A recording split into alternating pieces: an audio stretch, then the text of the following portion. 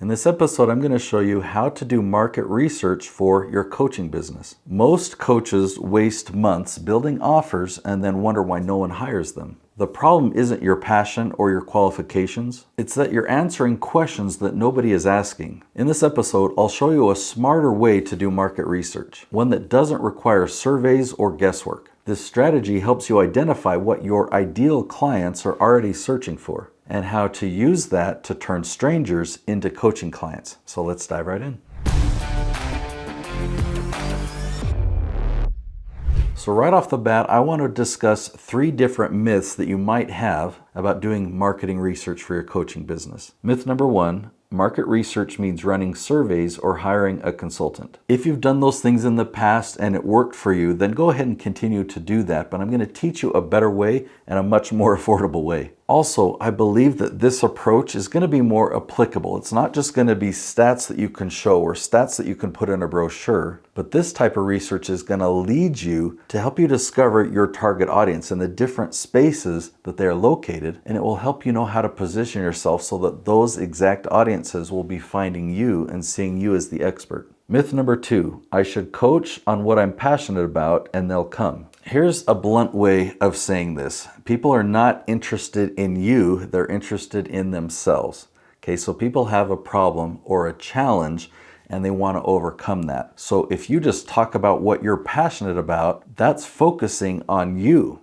It's like, well, what do I want to talk about today? Or what am I excited about? Or what gives me energy to talk about? Things are going to grow very slowly, very incrementally. You're not going to generate many leads that way. But if you can turn that around and focus on them and find people where they're at, and instead of promoting yourself, you can actually help them and make a difference for them before they even know what you do, that'll make a world of difference. That'll build trust, and it will be a major way for you to generate leads in your coaching business. Myth number 3, market research is just competitor analysis. There might be some good data that you can learn as you study your competitors, but eventually, if you learn the strategy I'm going to share with you here, your competitors are going to be studying you and figuring out what you're doing because you're going to rise above them, and I'm confident about that. Focusing on your competitors is still going the wrong direction. Again, you want to focus on your ideal client and help them, not worrying about your competition. So let's look at this another way. Okay, a lot of coaches might think, well, if I want to turn it around, I've got to ask the question, what do people want coaching on? And I could talk about that. But again, that's still focusing on you as the coach. Like, what do people want me to do for them? So instead, I want you to ask the question, what are people desperately trying to solve on their own? What challenge are they facing? Right? What questions are they typing into the internet so that they can get answers and try and fix this? Now, these clients that we're talking about that are trying to solve their problems, they've been using Google for many years to ask these questions. They've been using YouTube search for many years to ask these questions. And now we've got AI tools like ChatGPT that they're going to, and they're asking these questions. These search engines and AI tools have gotten better and better, and so people are giving more and more detail. So in the past, when you might have done research and said, okay, well, these are people that are looking for help with stress, or these people are looking for help with productivity, or these people are looking for help with work-life balance. Notice those examples I gave are just 1 words or 2 or 3 words. But now people are going into these tools and they're typing in way more words. And so you can find, oh wow, this person is asking how they can be way more productive on a construction site, right? So that's just an example, but you know exactly who they are and what they're trying to do. And the more you dig, you find lots of deep spaces like this, and you can sort through and say, I know this person, this is my ideal client. These other people are good topics, but they're not my target audience. So you only make content that focuses on your ideal clients. If your goal is to attract coaching clients, you don't actually need a massive audience. You just want a curated, valuable audience. So believe it or not, you don't actually want to go viral. Viral will attract a wide audience, a massive audience even, but they're not going to be interested in your coaching. Some of these people who are not your ideal clients are going to be curious, and so you're going to waste your time having conversations with those people that aren't a good fit. But if instead of going viral, you're way more tactical and pulling in the right people, you can make sure that your target audience is the one who is seeing your videos, and the conversations you're having are valuable with people that trust you and need you. So I want to give you a peek into how to do this market research. Okay, so this is a tool called the Keyword Magic Tool. Let me highlight it here so you can see that. We're on the website SEMrush. Now this is a premium tool, but there's a way that you can get a 2-week free trial. I'm an affiliate for them because I use this tool all the time.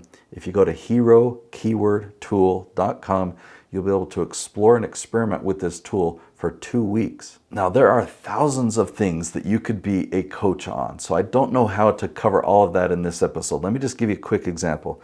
Let me type in employee retention. So maybe this is an HR consultant or something. If you come in here and you turn on the questions button, and I'm going to then turn on a word count filter and turn that up to 8. So that means I'm looking for questions on employee retention that have at least 8 words. There are a ton of examples here. There are questions talking about tax credits. What are the 5 main drivers of employee retention? Just doing this research, I might just want to get rid of the word tax and credit. Yeah, these results are a little bit better. How do wellness programs with gamification improve employee retention? I mean, look at how many words there are.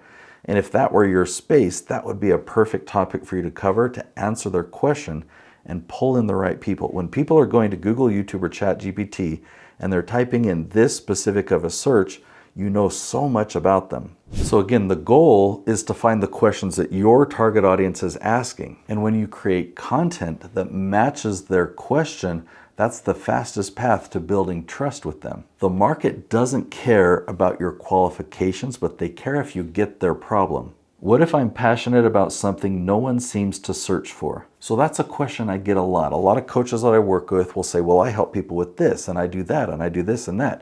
And people aren't searching for that. That's typically because they're using an acronym or jargon that people aren't searching for. It also relates to they're talking about the solution when people don't know what the solution is. They know what their problem is though. So instead of searching for the solution or the method or the strategy that you help people with, you need to do research searching for the problem that your solution helps with, right? So what is the problem? What are the questions that they're asking?